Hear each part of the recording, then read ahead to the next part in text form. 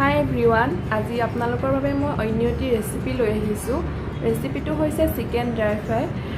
তেন্তে ব'লকচোন আজিৰ ভিডিঅ'টো আৰম্ভ কৰোঁ।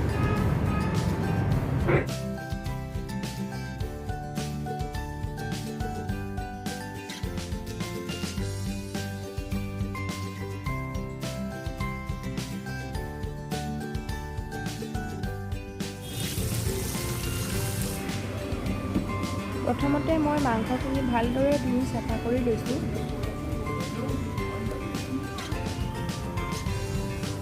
এতিয়া মই কেৰাহীখন গেছত গৰম হ'বৰ বাবে পাতি দিছোঁ। এইফালে দুটা পিঁয়াজ লৈছোঁ, এটা সৰু সৰুকৈ কাটি লৈছোঁ আৰু আনটো ডাঙৰকৈ কাটি লৈছোঁ। দুটুকুৰা ডালচেনি লৈছোঁ আৰু এটা শুকান জলকীয়া, 3টা কেঁচা জলকীয়া সৰু সৰুকৈ কাটি লৈছোঁ।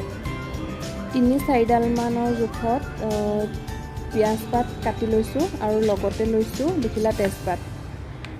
কেৰাহীখন গৰম হোৱাত মই তাতে তেল ঢালি দিছোঁ।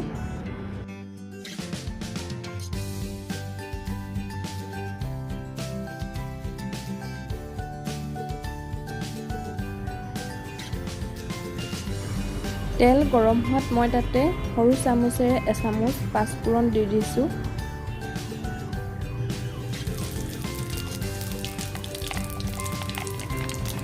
এতিয়া তেজপাত 2খিলা দি দিছোঁ।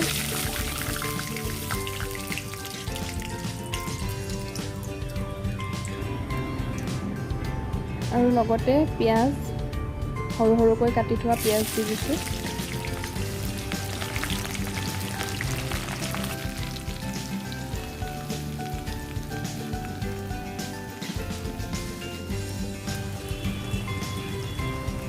এতিয়া এটা জলকীয়া দি দিছোঁ, 2টুকুৰা ডালচেনি,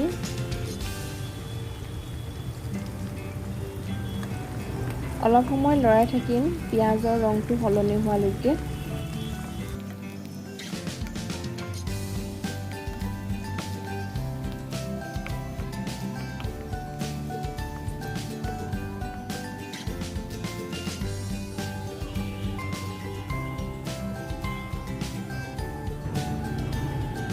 পিঁয়াজৰ ৰংটো সলনি হোৱাত এতিয়া মই আদা নহৰু পেষ্টকণ দি দিছোঁ।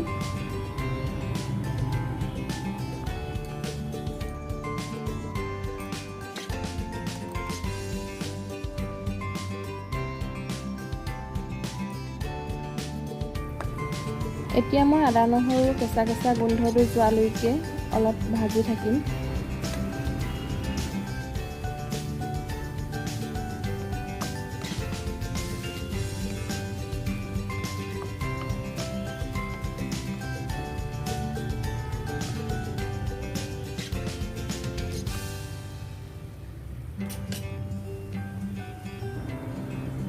কেঁচা গোন্ধটো যোৱাৰ লগে লগে এতিয়া মই হালধি দি দিছোঁ, 1.5 চামুচ হালধি এড কৰিছোঁ।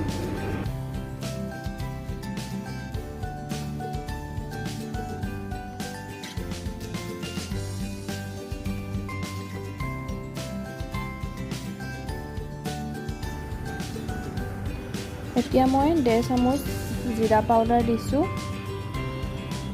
আৰু 1 চামুচ ৰেড চিলি পাউডাৰ।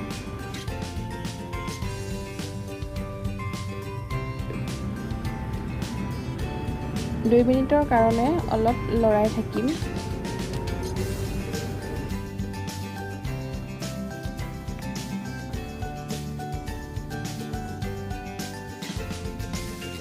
মছলাখিনি ভালদৰে মিহলি হোৱাত মই এতিয়া মাংসখিনি ঢালি দিছোঁ। ইয়াত মই আধা কেজি মানৰ জোখৰ মাংস ব্যৱহাৰ কৰিছোঁ। 2 মিনিটৰ কাৰণে মই মাংসখিনি এনেদৰে লৰাই থাকিম।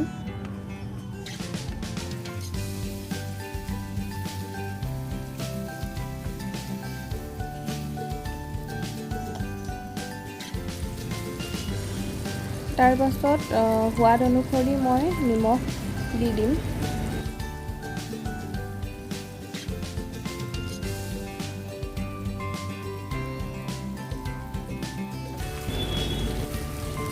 আকৌ মই ভালদৰে মাংসখিনি লৰাই ল'ম।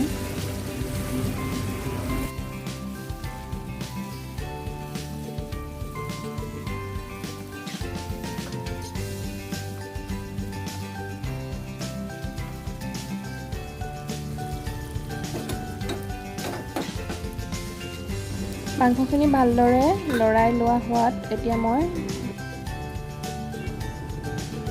জুইৰ ফ্লেমটো কমাই লৈ 5 মিনিটৰ কাৰণে মই ঢাকন লগাই দিছোঁ।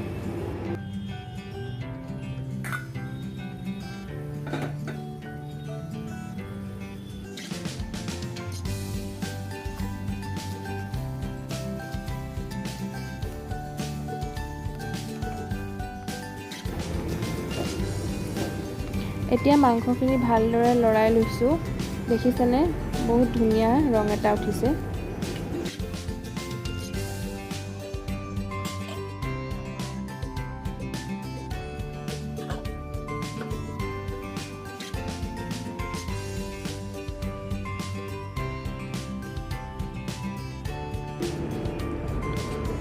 এনেদৰে মই আকৌ 3 মিনিটমানৰ কাৰণে লৰাই থাকিম।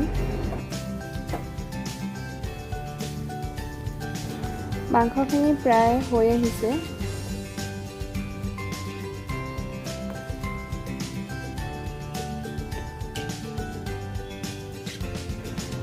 ডাঙৰকৈ কাটি ৰখা পিঁয়াজবিলাক এতিয়া মই দি দিছোঁ।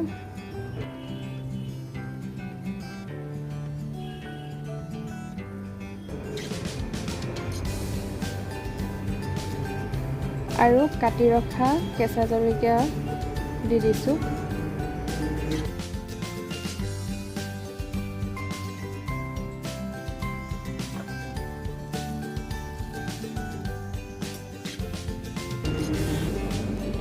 এতিয়া মই পিঁয়াজৰ পাতবিলাক দি দিছোঁ।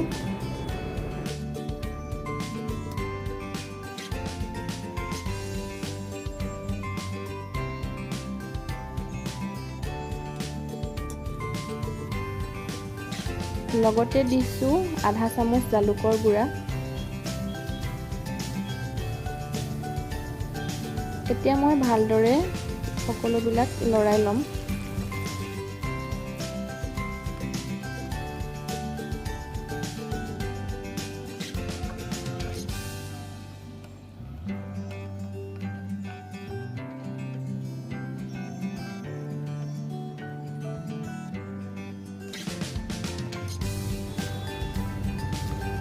এতিয়া প্ৰায় মাংসখিনি সম্পূৰ্ণ হৈ উঠিছে।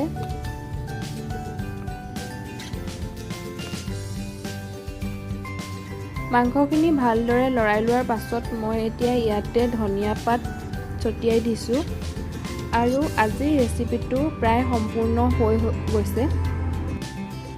আজিৰ ভিডিঅ'টো ইমানতে সামৰিছোঁ। যদি ৰেচিপিটো চাই ভাল পালে লাইক, কমেণ্ট আৰু শ্বেয়াৰ কৰিব। লগতে মোৰ চেনেলটো ছাবস্ক্ৰাইব কৰিবলৈ নাপাহৰিব। Bye bye.